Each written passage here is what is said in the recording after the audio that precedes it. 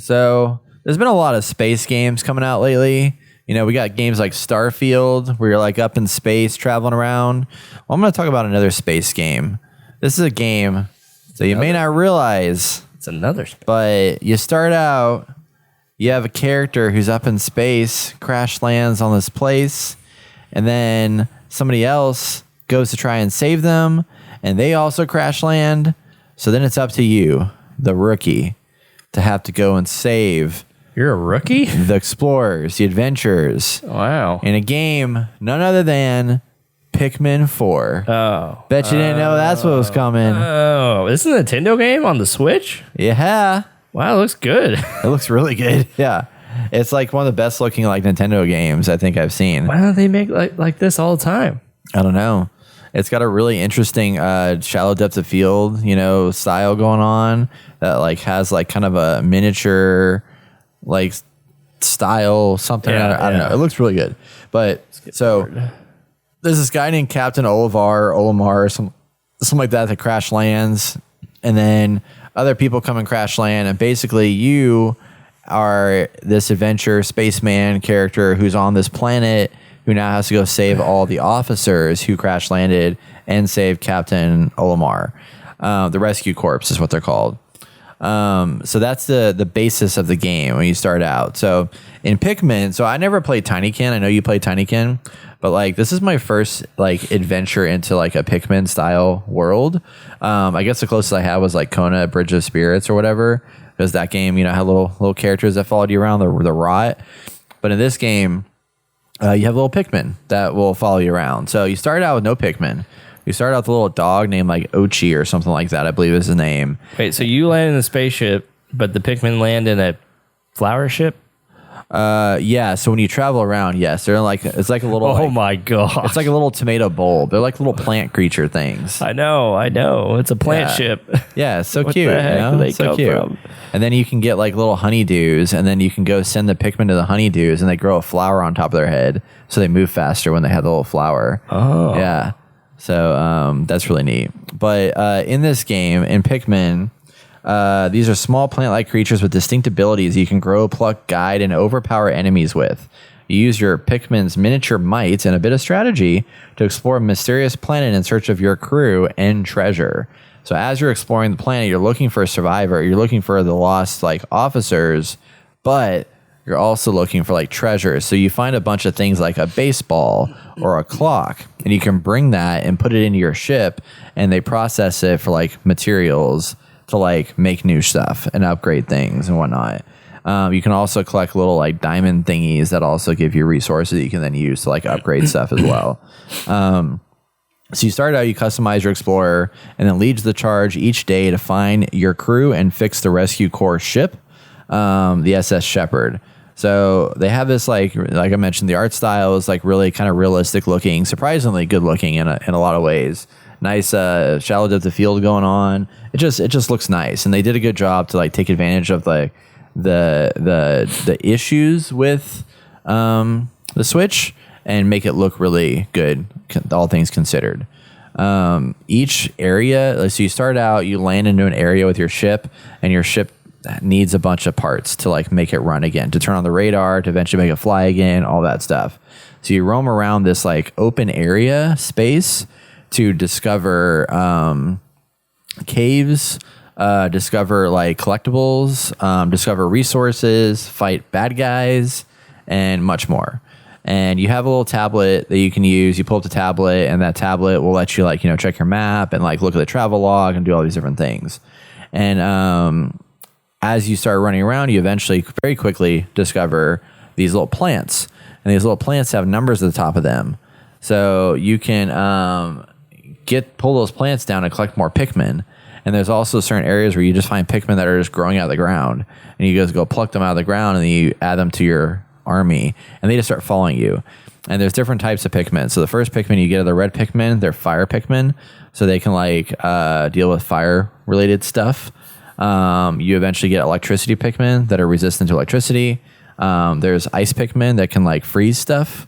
All kinds of different Pikmin. So I've only discovered like I think 3 or 4 of them. And then I have my little dog that I can use to like crash into things to like tear down like obstacles and whatnot. And he can also like he can do certain things that the other Pikmin can't. You can also eventually ride him, which is kind of cool. So you can use him as like not a fast travel character, but like a rideable character, and all the Pikmin jump on top of him, and I think it's really cool. You can have a lot of Pikmin over time. You can add more. Like right now, I have about 30 Pikmin that run around with me. And so then you always have those, or you lose them? You always have them. You can lose them. You got to be careful because sometimes you can leave them behind. You can kill your Pikmin on accident. If you can kill them? Yeah, if you do too much, like if you walk in the water and you don't save them, like they could drown. So you got to make sure you like bring them back away from things. There's so you gotta death be in this careful. game? There can be. I thought it was a child's game. It's a light death. You know, it's very easy to bring them back. You know, You have a light death. Yeah. You have this little whistle feature that basically rallies the Pikmin around you. So at the game is set up to where it's a day and night cycle situation. So you go out for the day, and there's this like clock that tells you like how far you are to the evening. And as you're wandering around, like the clock will like slowly drop, and then once it gets down to nighttime, you got to get back home because at nighttime all the creatures get really bad and angry, and they want to kill you. So you can't be out at night. I haven't stayed out at night. I don't know if you're even allowed to, but you basically have to leave at the end of the day, and then that's when you go back to your ship to like upgrade things, customize stuff, and then go back to the next day and restart.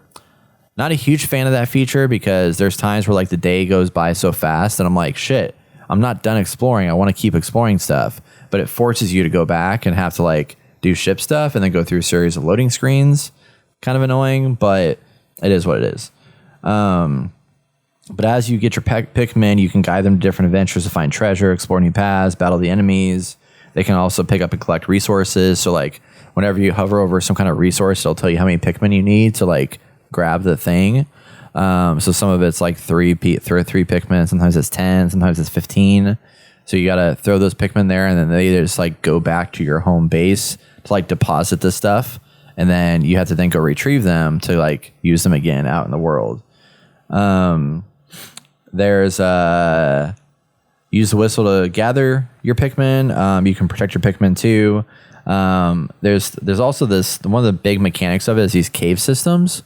So you find these little like circles that have like a lid on like a blue lid on top of them, and you go into open up the lid and you drop down there with a bunch of Pikmin and you explore like a series of caves. So sometimes it can be like a 1-level cave, sometimes it's a 2-level cave, other times it's even 3 levels. And each level you have your Pikmin with you, and you can you see a map, you can tell like where you have to go, and you just go through there and explore the whole cave until it's all done. So you're either going to be maybe collect a rescue or collect an officer who will come back and like aid you in some capacity at your ship. You might be just collecting your resources. A lot of it's resource gathering, fighting bad guys, and then collecting the officers. That's like my main mission right now. Wait, so the first mission is an officer learning the basics, and then this one is so you actually get to create your own self. Yeah, so the first mission is actually you're playing the officer who gets eventually crash lands and gets lost. So that's just like the tutorial mission. His name's Captain Oliver, and he's the Olimar, and he's the one who like has done a bunch of research on these Pikmin and the planets and stuff like that. So as you play and uncover new things, you unlock logs from Captain Olimar. That's him talking about what this thing does or how it works or whatever. Gotcha. So he very quickly gets lost. So then you are the final bastion to come, because a rescue mission comes out of like 6 officers to save Captain Olimar, and then they crash land and get scattered everywhere. So you now have to find the officers plus Captain Olimar, plus you find a bunch of random civilians lying around. Oh, what? There's a bunch of just like finding stranded people here on this strange planet. Wait, so you're there for captains, but then you find other people that are your race that need help? Yeah. They talk about how they even got there? No, why are you not here? really. Yeah. Yeah. But they have benefits. So like some of them, like I picked up one that's a like an antiques collector. Mm-hmm. So he can when you find stuff, he can like price it basically better. Maybe get you more money or something like that. I don't know exactly what he does, but he has like some kind of like antiques collection like system thing that he does. And then you got Ochi, your dog, who runs around and joins you for the adventure. Little cute, lovable creature. Very cool. Like I said, the ending of the day kind of bothers me a little bit each time, but overall, like I started this game and I was like, I don't know if I want to play through this game. I'm kind of getting bored. But after I opened up and unlocked a few more things and got a few more features, I was like, there's actually some interesting mechanics to this, and it's kind of fun to explore and adventure, and it's easy enough to where it's like it's an open world, open area space that you can like explore and find new things. But there's enough of like a checklist kind of system where like it is a carrot on a stick that drives me to like point to point to point. Yeah. And like the sense of completion of like, oh, I've now, because it tells you how much you've explored of an area. So right now I'm like 75% done with like the first area. And I'm like, okay, this is kind of badass. Like I put like 6-7 hours into it already. And that's, you know, I've explored a lot of that first area, but like completing and progressing consistently throughout is kind of fun. And just playing with little creatures, like the Pikmin run out there and fight for you, and they do all the things for you, and you just like command them and tell them what to do, and then they go and do it. It's interesting. Fun. Yeah, it's like the other game. Yeah, I'm curious how much it differs from Tinykin, because like Could you stack these Pikmin? Not that I know of. Okay. Yeah. At Tinykin, you can stack them. Really? So then you can climb up them and jump from them. Right now, I have them jump like the electric the electric Pikmin. I can throw them farther, so I can have them like reach higher points and like throw them up to like grab onto stuff. So there's been like some puzzly areas. There was like one cave I went to where there was like these moving platforms, and then there was like a button in the middle that would like change the direction of all the moving platforms. So the Pikmin can't run up them, and I can't run up them either. If they're going the opposite direction, it's just too much force. But Ochi has a dash feature where I can have him dash forward, and he can run up them against the grain of the moving platform. So there's like little puzzles like that where you have to like not stack Pikmin together, but you know, use certain types to get through certain things. Like there was one part where like there was water to go through, and I mentioned how like the Pikmin drown or can drown if you're not careful. So what I found is that I can use the ice Pikmin to freeze the water. There you go. Temporarily. You throw them on there, or they like have an effect. Like, yeah, so I throw them in the water, and they like stay floating, and they create a line. And then after they create the line, then they just like freeze the area around them, and it creates a platform I can walk across. Yeah. For like, you know, 20 seconds. I gotcha. And then, or actually no, they stay frozen until I pull them out. And once I pull them out, then it stays frozen for like 10 seconds, and then you know, that's back normal. But I think it's been good. Tinykin's better. You're doing more often. Really? Like you go into an area and you have to start collecting the Tinykin. And that's how, and the more you collect, the more you find, the more you can unlock the level. And then once you leave that level, you leave those behind, and you get more later. So every time you go to a new level, you have to gather them up. Oh, okay. Yeah. Yeah. And you might start with a few, but I don't remember now. It's been a minute. See, in this one, you build an arsenal of Pikmin that go with you, which I do like, in that like you have this little like tomato bubble thingy, and in that tomato bubble, that's what houses your Pikmin, your excess Pikmin. So you can collect as many Pikmin as you want and throw them in this little bubble, this little plant thing, and then you just take out what you need for the adventure you're about to go on, and then that flies with you wherever you travel to.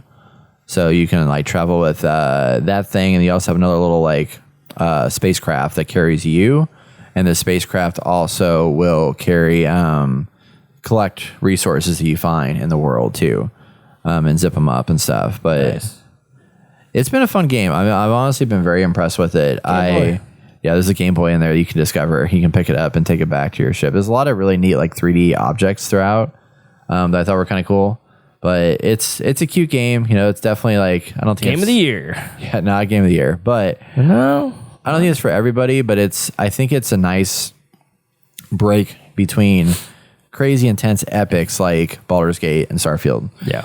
You know, so it's like this is something that's like a little bit more mindless. There's a little bit of puzzling, you know, but it's a lot more linear and directional.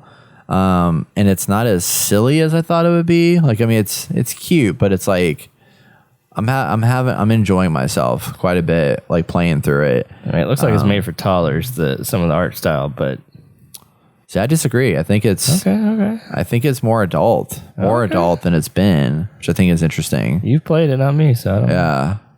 I mean, I could see it being a little bit like the character faces look super like simple. oh yeah, no, they're very cartoony, like little simple cartoon characters. But it's cute, you know. Fair enough. It's a cutesy game. Yeah. I think it's definitely like, targeting like, I mean, I think females would eat this game up for sure. So anybody, our female audience, I think you love this game. I mean, you're not going to have any like crazy wild like death and explosions and stuff like that. I mean, it's still a rated E for everyone kind of thing. But that's what I kind of like about it too. It's like very approachable for a lot of people. Yeah. There's also, I think, a co-op component to this. So if you want to play with a friend, you can run around with a friend and like do like you basically just have two spacemen running around. Kind of like a It Takes Two style, but with Pikmin characters. Very cool. Very cool. Yeah, it's got a good little loop to it, and I beat Advance Wars 1+2, so I was like, well, I need something else for the toilet, so this is my toilet game. All right.